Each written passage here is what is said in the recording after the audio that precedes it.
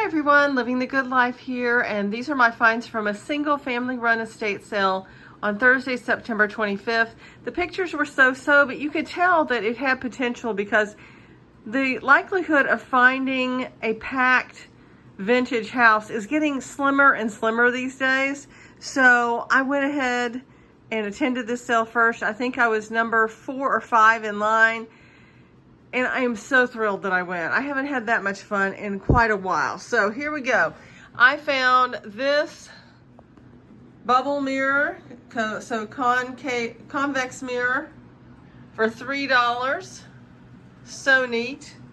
I found this Magnalite saucepan. Not as good as the roaster, but here we go. Still good, and it was $2. Those are really fun. I got this Rosette vintage cookie maker. So you get a pan of hot oil and you make this thin batter, and those flour, butterfly, and whatever else that is, attached to the end of that wand, and you dip it in the batter and then dip it in the oil, and then after they're done, they float loose of the iron, and you put powdered sugar on them, and they are yummy. Try them if you see them. Here we have 3 hand-painted Amberina glasses. There was some problems. They were originally marked $5, and I said, no, there's nicks all on these. They said 3. I'm going, okay, they're pretty to put on the shelf. They're just, look at that hand painting with the flowers and all. So pretty. Here we have a picture, and it was, let me think.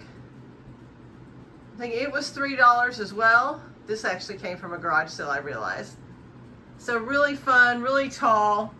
I'd say very close to being 3 feet. Let's say 2.5 tall. Over here we have Trick or Treat metal cookie cutters. They, it was so fun just pulling every door open and finding great stuff. And so over here we have a brass longhorn cow. Over here we have Richard Ginori porcelain. It is kind of the most well-known porcelain company in Italy. Let me pull that back a little bit so you can see. Very hard to do. Richard Ginori. They make some really pretty pieces. And I wouldn't normally get this, but I think this was only $1 for the 2. I didn't get to the silver fast enough. I really should have, but I detoured to look at the brass stuff, and that's all you need. You missed out. So this is Gorham sterling, and I paid $3 for it. Very fun. I also found this. I had a whole pile of sterling, and I kind of went into a room that was a little bit brighter and checked it all out, and it only turned out that one piece was sterling, as well as these. And it says $5, and there was 2 boxes, so they wanted $5 each for these. No, I mean, I think I paid $1 for both. They were not very expensive. So somebody's initials. I got this sharpening stone, a vintage one, for $1 or less. So there's the other Richard Ginori, and I got a Wagner Ware Sydney O skillet for $2. And then over here, I started. In the room I found all that vintage Christmas. I started seeing these Crewel pillows, and I looked in the linen closet in the hall, and there was more of them.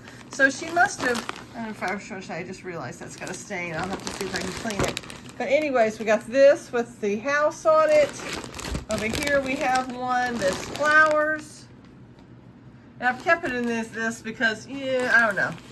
It comes out of a house that's probably been vacant for a while. And then we have this one, patchwork one.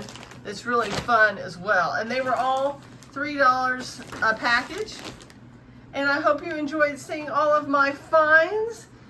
I'm trying to intersperse the videos between vintage Christmas, regular, vintage Christmas, regular. And then I also have some huge amount of lace that I bought that I'll show in a separate video. More stamps.